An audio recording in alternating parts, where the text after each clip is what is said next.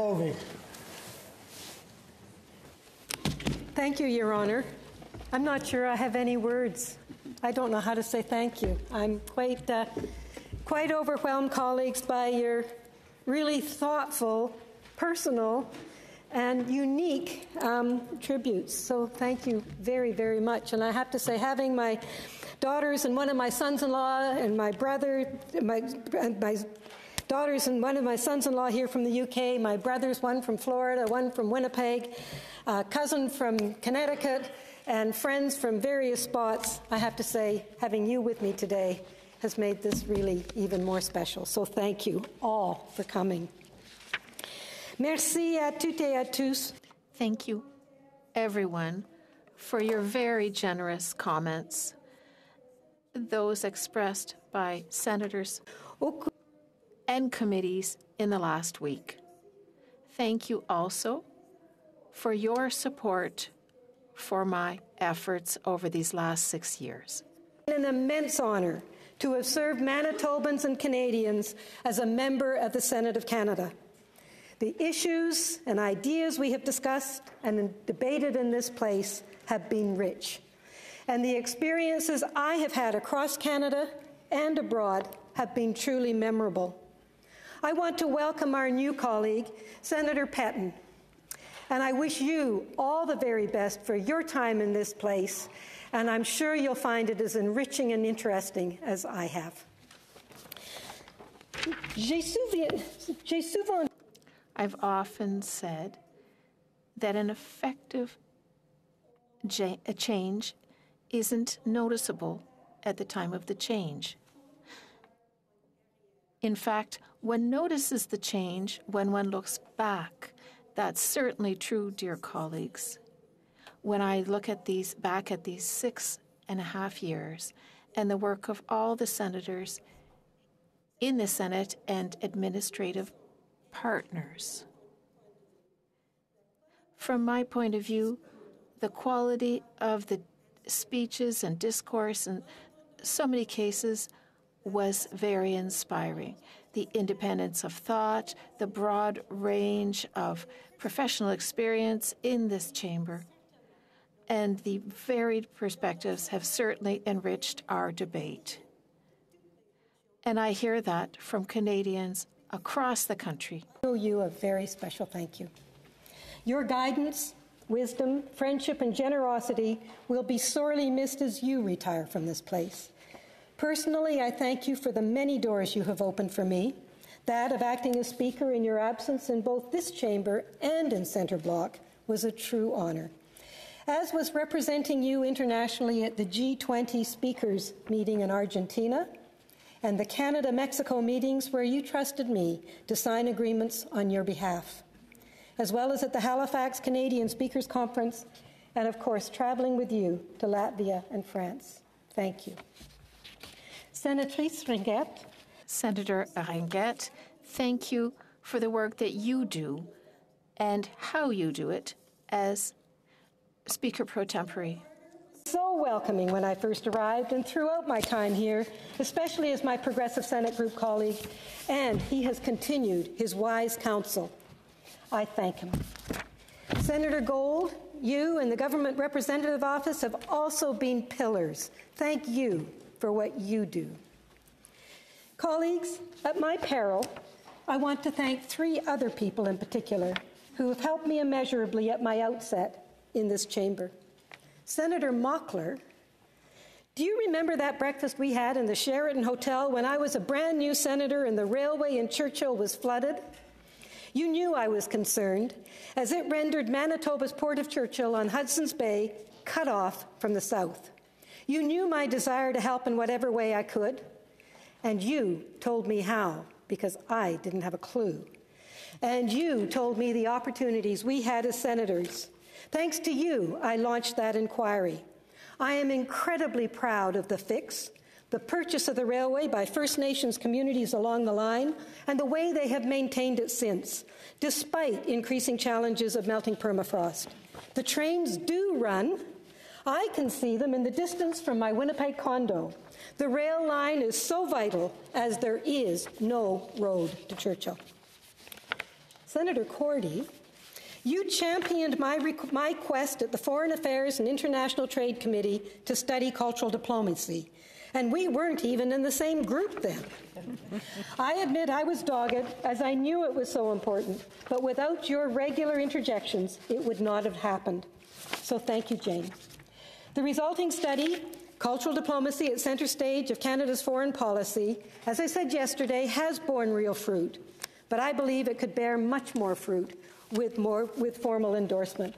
I sincerely thank again the 2017-19 Foreign Affairs and International Trade Committee, its chair, Senator Andrzejczyk, and the staff and our clerk and analyst for their unanimous endorsement of this initiative and their active participation in that work, especially Senators O, Senators O'Toole-Jean, Senator Dean, and Senator Massicott. I thank today's committee and Chair Senator Beam and Deputy Chair Senator Harder for including this goal in their current work. As you've heard me say before, Canada does need to be understood internationally. Other parts of the world do need to know who we are, our values, our roots, diversities, and ethics. And that is done through cultural diplomacy. And the work of artists of all disciplines do tell the world who we are, where we come from, and our courage in where we are going.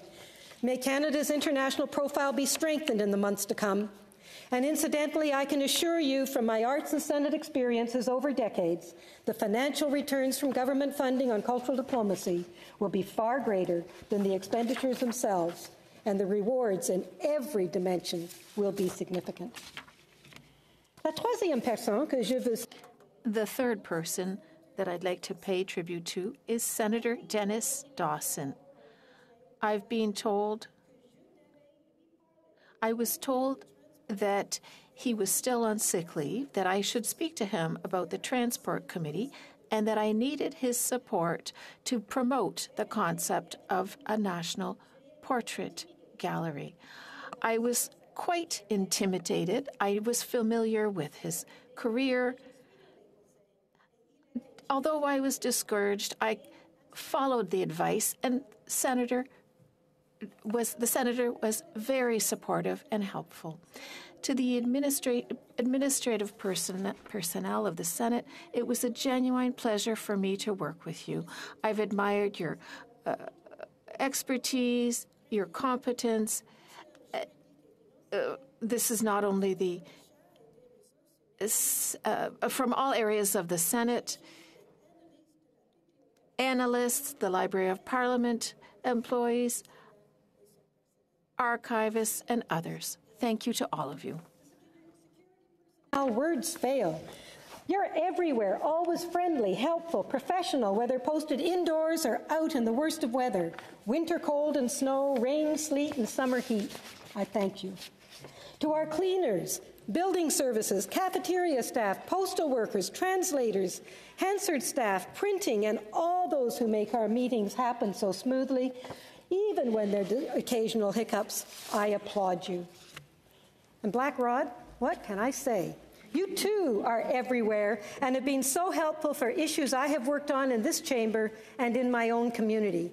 We may see each other at the end of July at Winnipeg's World Police and Fire Games, honoring our first responders, the second largest games globally after the Summer Olympics.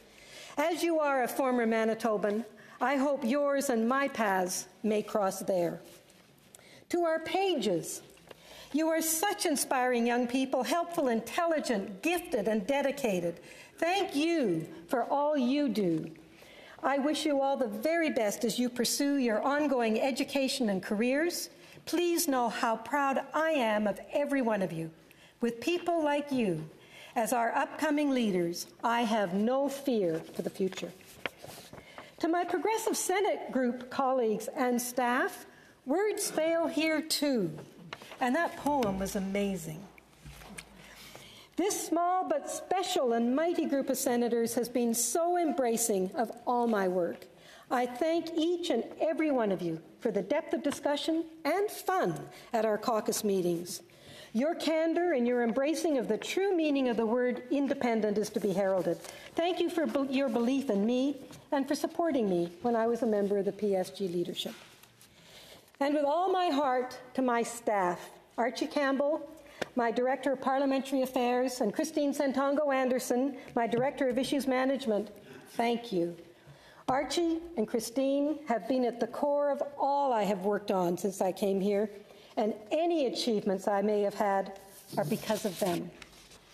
Archie and Christine, words really are inadequate to thank you for all you have done to make our work, again, so much fun, substantive, and more. You really do know how the Hill works. Your advice has been wise and helpful, as has your diligence in our endeavors. Thank you. I will say, though, you almost became Manitobans, but I know that you didn't embrace the minus 40-plus degrees and the bracing winter winds. Colleagues, I now need to win a huge lottery so that I can continue to have Christine and Archie working with me. To my provincial and regional compatriots, thank you for your belief in me and for your candor. It has been a privilege to work and serve Manitobans and bring your voices into our deliberations. I cherish my trips to northern Manitoba and indeed the engagements I have had with citizens throughout the province. It was an honor to go out with the Bear Clan on a number of occasions as well. Their work in troubled communities in our city has made a really positive difference. I also want to acknowledge the tremendous support and input I have had on many issues from Canadian artists, arts organizations, arts workers, and audiences all across the country, including my work on the Parliamentary Visual Artist Laureate, cultural diplomacy, artist resale rights, art fraud, and my declaration respecting the essential role of artists in creative expression in Canada. That only names a few of the things I've heard about from our creative colleagues. Well, that last, the declaration, may be stalled at the moment following the passing of its sponsor in the other place, Jim Carr. I know its intent and provisions will rise to the fore as the support and need for it everywhere in Canada is not only understood, but critically embraced. Remember, arts and cultural industries are Canada's third largest employer, with artists being the largest percentage of working poor living below the poverty line, with artists of disabilities at the very bottom of that ladder. Together, all parts of society need to address that dichotomy and recognize the constructive role the arts play in every aspect of contemporary life. When I was called to be in the Senate, the Prime Minister said I was to be independent. I have been. I was to work on everything. I have, including our report on autonomous vehicles, driving change, technology, and the future of the autonomous vehicle. A study I found fascinating and one I wholly embrace, though at the outset I thought, what am I doing this for? I don't have a clue. Well, we learn fast in this place. Sponsoring Bill C-55, the Oceans Protection Act, and being part of the first steps of protecting Canada's oceans, increasing its protected areas from 7 to 20% was important. I support moving that target to 30%. Being a member of the National Finance Committee was very informative. So, too, were all the truly important societal issues before the Social Affairs, Science and Technology Committee. I thank the three chairs I've worked with that committee, Senator Eggleton, Senatrice Petitclerc, and now Senator Omadvar. The Committee on Internal Budgets and Administration and its subcommittees on human resources, diversity, Senate estimates and budgets, and for a short time, the Long-Term Vision and Planning Committee gave me real insight into the internal workings of the Senate. Of course, dear to my heart was the Artwork and Heritage Advisory Group, which I did have the honour of chairing, and about which I will say more in a minute. The Special Committee on the Arctic, chaired by Senator Patterson, and it was an honour to be your deputy chair, Senator, that work was transformational. As you know, the North has been key in my pre-Senate and Senate work, both on committees and individually. I think our report, Northern Lights, a wake-up call for the future of Canada, was a seminal piece of work which has laid the groundwork for the future. My subsequent trips to Cape Dorset, Yellowknife, and Joe Haven were memorable, and each underlined for me the challenges we all face regarding the North. Issues of climate change in our North are particularly alarming and critical, with the projections of the melt of sea ice predicting that 40 communities will be submerged, like ancient Alexandria, though there for different reasons. COP27 in Sharm el-Sheikh last November was a major step in including the creative sector in the final cover discussion paper for the first time at any COP. And I thank my colleagues, I thank our Indigenous folks who were there pushing for this, and I thank Minister Guilbeault for his push for that recognition.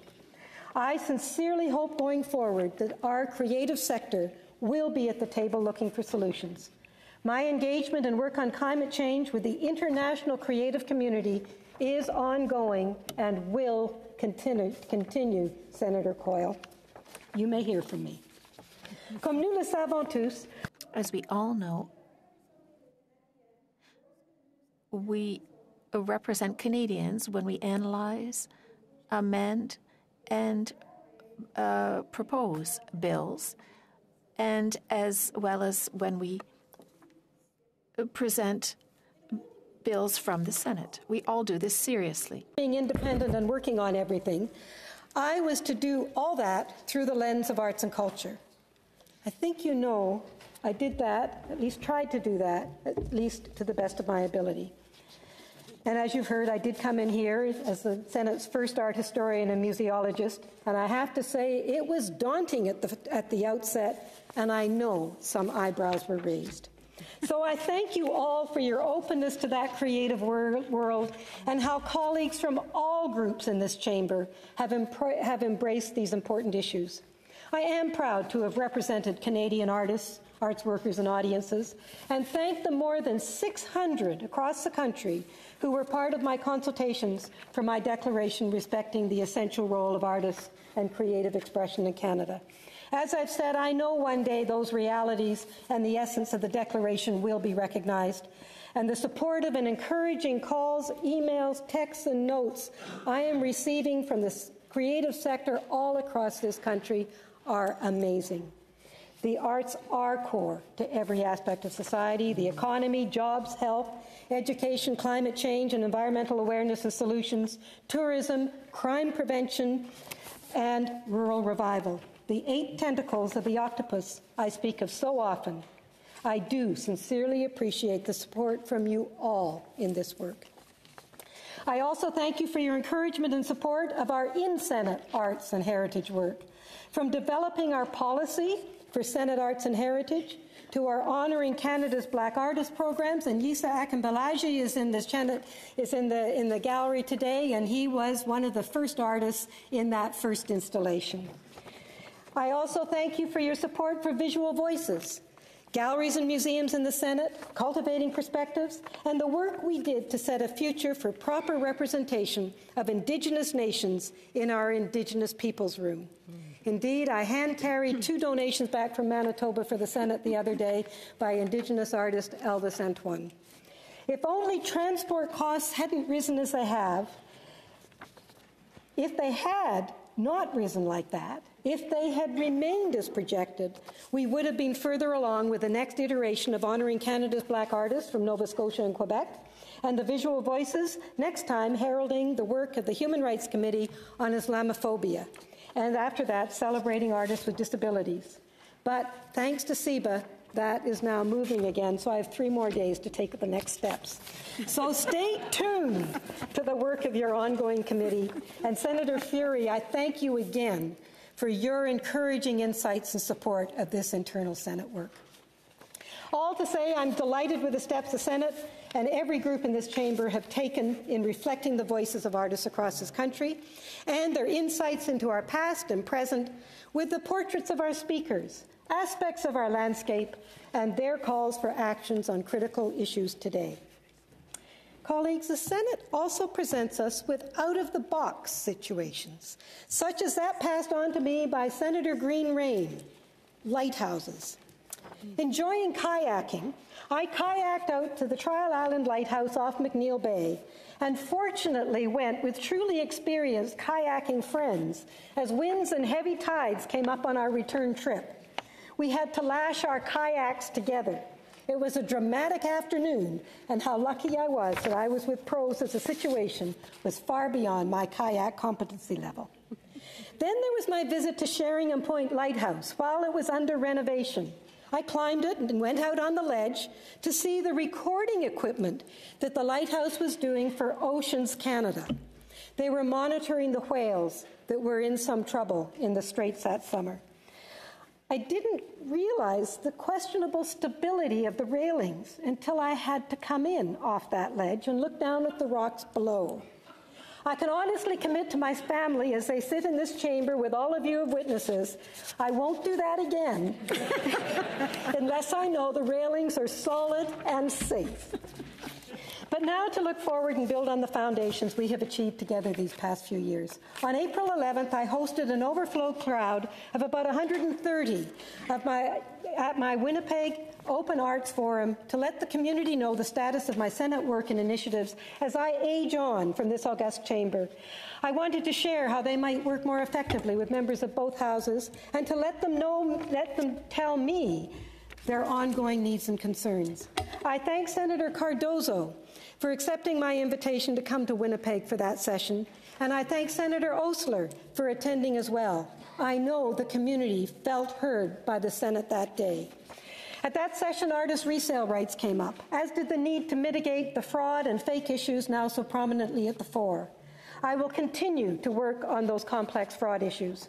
Attendees raised questions about artists' estates and the taxation on the art remaining in their studios on their passing, an issue being addressed now by CARFAC, Canadian Artist Representation, Le Fonds des Artistes Canadiens.